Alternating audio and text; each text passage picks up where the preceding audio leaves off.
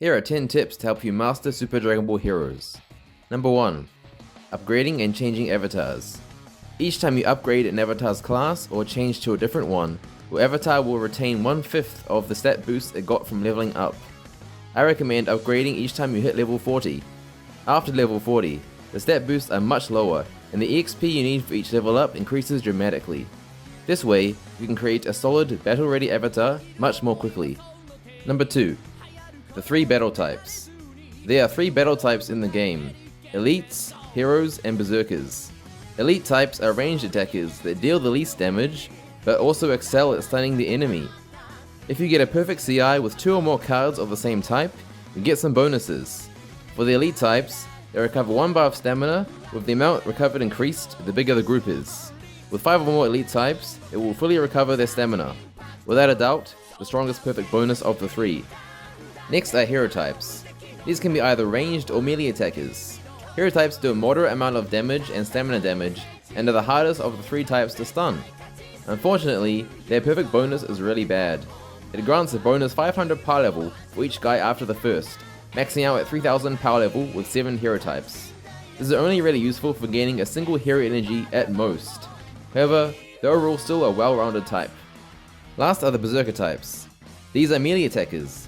They deal the most damage, but deal almost no stamina damage, and are very easily stunned.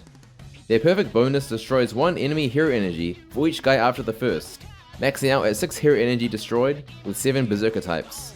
Definitely a high risk, high reward type. Number 3. Burst Mode Multipliers. Burst and Awoken Burst are card action abilities that increase damage when performing a super attack, but by how much? Burst increases damage by 1.22 times, whereas Awoken Burst increases damage by 1.44 times. These boosts are separate from normal damage multipliers, and as such, they cannot be nullified through normal means. Number 4. Perfect CIs.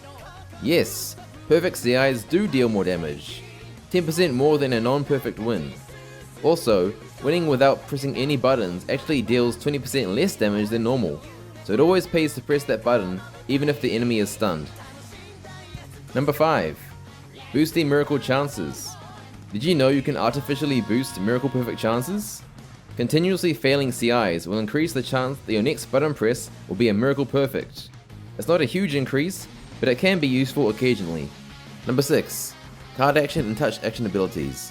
Some Card Action and Touch Action abilities actually ignore the user's own damage multiplier. This can be a good thing if your multipliers have been lowered, but for some cards who can increase their own multipliers, it can actually drastically limit the amount of damage they deal. For example, Superstar Break is a touch action ability that doesn't ignore its user's own damage multipliers. So with a really high multiplier, this can do insane damage. Bedrock Crash on the other hand does ignore its user's own damage multipliers. So even though this fused Xamax has over a 3 times multiplier, the damage from this card action ability is rather average. Number 7. Scanning Order. The order you scan your cards in can be very important. In this case, I have a Super Saiyan God Goku and a Super Saiyan God Vegeta. The Goku sacrifices hero energy to steal power from the enemy attackers, and the Vegeta gives power and hero energy if your own team's hero energy is reduced.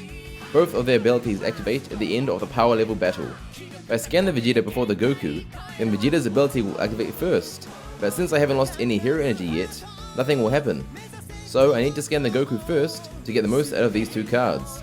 It can be easy to overlook things like this, but it could mean the difference between victory and defeat. Number 8. Anti-Revival Kamehameha. The Kamehameha card action ability has a unique use as a revival deck counter. Since it can only be performed at the end of the round, that means that even if your team attacks first that turn and triggers the enemy's revival chance, once their attacks are over, you can use the Kamehameha to knock out the enemy team a second time in the same round. Number 9. Module slots. What's the most important thing to wish for? I'd have to say extra module slots. Powerful modules are vital in online battles, and the more you can carry, the better. There are even 5 bonus slots you can use to store extra modules in, which you can switch into your main 6 slots outside of battle. I recommend using round 4 and 5 modules solely for EXP and friendship multiplier bonuses, since they activate too late to be of any use in battle. Most battles don't even last until the 4th round. Number 10. Friendship bonuses. These are small stat boosts for your avatar that you gain by using various non-avatar cards.